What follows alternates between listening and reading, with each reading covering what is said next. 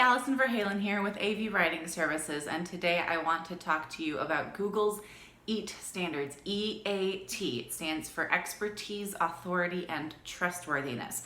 This has been a big part of Google's algorithm for a while now, a little over a year, if not longer, and I just realized that we have not yet talked about that. So I figured it was past time to do that because Google, not only is it still a big part of Google's algorithm, but it's only getting more important to Google and to users. And Google is getting better at identifying what content and which websites are abiding by those standards of expertise, authority, and trustworthiness. So we are going to break it down for you exactly what each of those means and how to make it work for your website, how to gain the trust of not only Google, but then your users, right? Everyone has heard, has probably done that thing where they say, oh yeah, I read about such and such online, some blog post somewhere, I don't know who it was by, and I found all this great information, and you find out later it was total bollocks. There was absolutely no truth to it. It was just some crazy person on the internet spouting out what they think is going on or what they think might happen in the future. And it turns out to have absolutely no truth to it whatsoever. It's the reason that a lot of people don't trust blog posts, right? You hear it all the time. People saying things like, well, I read it on some blog post, or if you only read it on a blog post somewhere, then it doesn't mean anything. Well, it's getting to the point where it should mean something. There are a lot of trustworthy blog posts out there. There are a lot of experts out there who are blogging, and we should pay attention to that. And Google is paying attention to it. So if you search something on Google, chances are you're more likely to get valid information up at the top. I should preface this by saying that Google does not have the same standards for advertising. Google is like any other business, it's gonna take your money. So maybe skip down past the ads on that first page of Google and go straight to the stuff that ranks organically, because that is the stuff that is abiding by Google's EAT standards. So first up, expertise. What does that mean? It means you're an expert in your industry. It means that you actually know what you're talking about. And okay, great. How do you prove that, right? Because you know that you know what you're talking about. How does Google know what you're talking about? How does your audience know that you really know what you're talking about? Put it up on your website. If you have a degree, if you have a certain amount of experience, if you have credentials.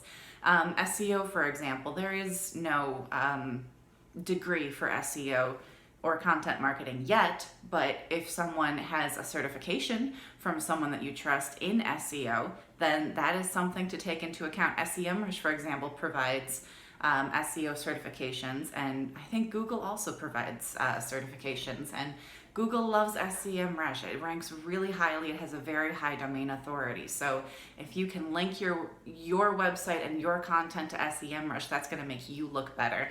It's going to make you look more trustworthy. So Google is going to understand that. If you do have a degree from a university, if you have multiple degrees, talk about that. Talk it up.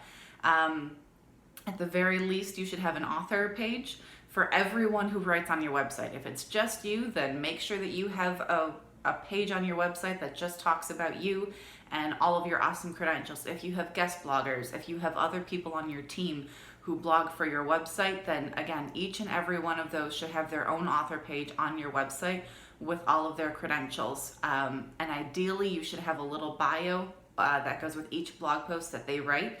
That's just a few lines just explaining what makes them qualified to write about this. You see this all the time on Inc.com, on Forbes' website.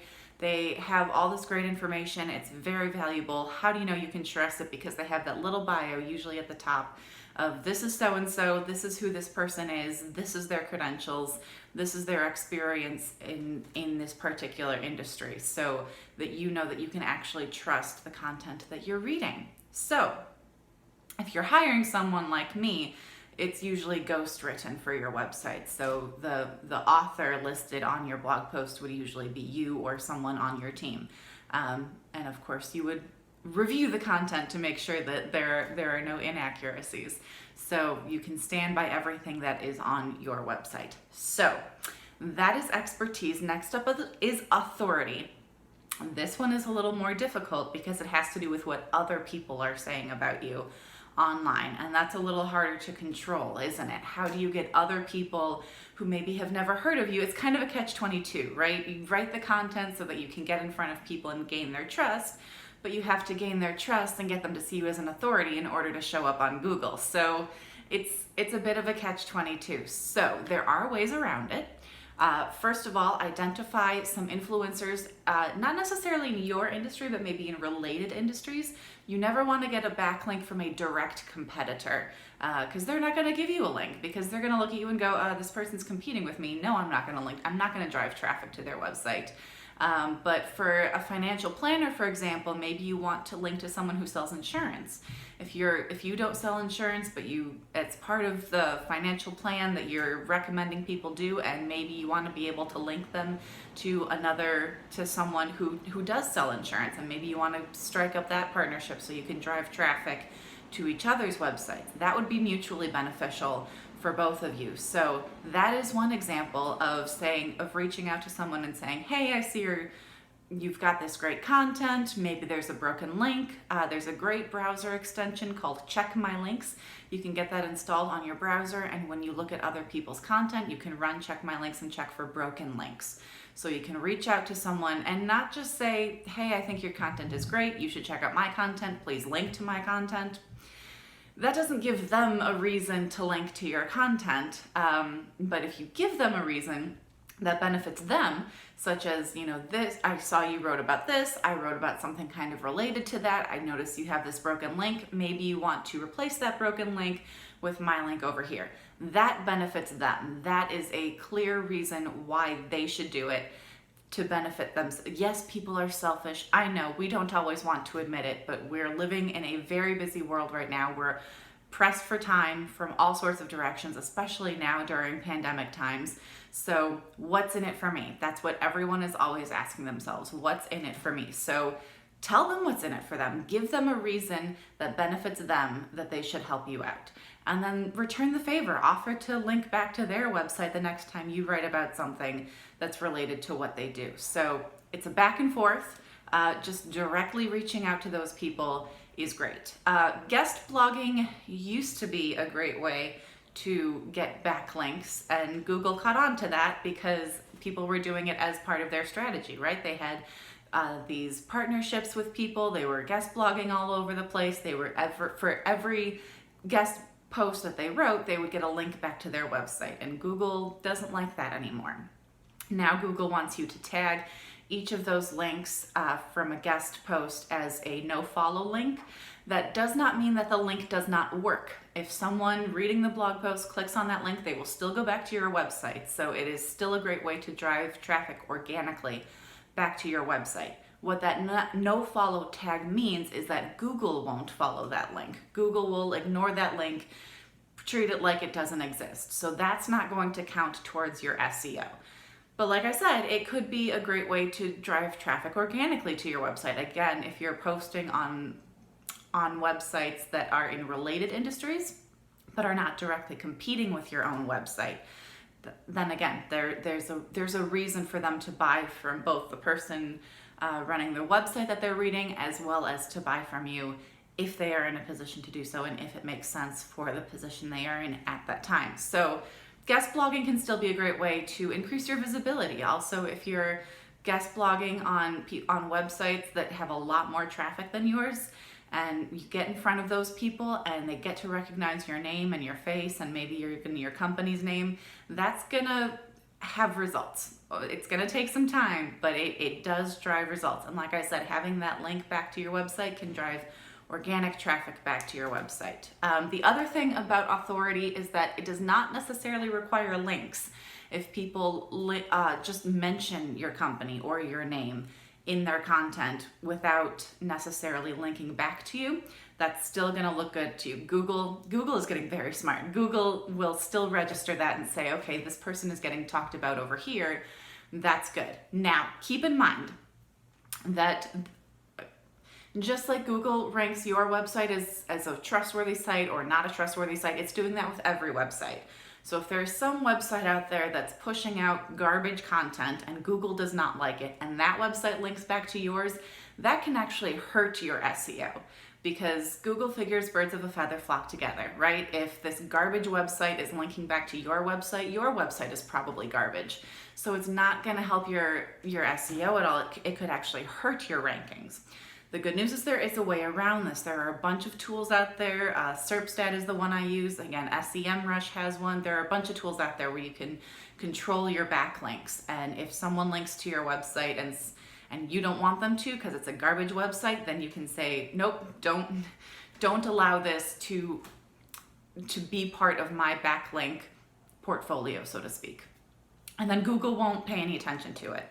So you got to stay on top of that. Another way to keep a track of it, if you don't have a lot of traffic and it's easy, another way to do it is WordPress makes it really easy by letting you know, hey, someone linked back to your website, here's this backlink, and then you can go straight to that site, look at the content and see, is this a backlink that I want? Is this representative of what I want to represent, what I stand for? And then you can make the decision to let it stand or not. But those tools are super useful if you get a lot of traffic and a lot of backlinks and you can't keep track of all of them. Use one of those backlink checker tools out there to control your backlinks and make sure you're only getting the backlinks that are beneficial for you and not the ones that are garbage and will actually hurt your SEO, because nobody wants that. Finally, trustworthiness.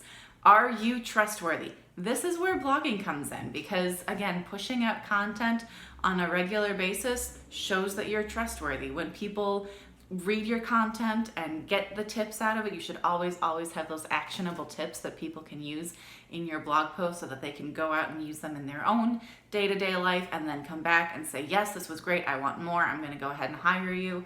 If you're selling products, if it's more B2C based, maybe your blog posts can be a little bit more salesy. The value in there can be explaining how to use a certain product or why you should use it, or a testimonial or a case study of someone who used it and saw huge benefits from it.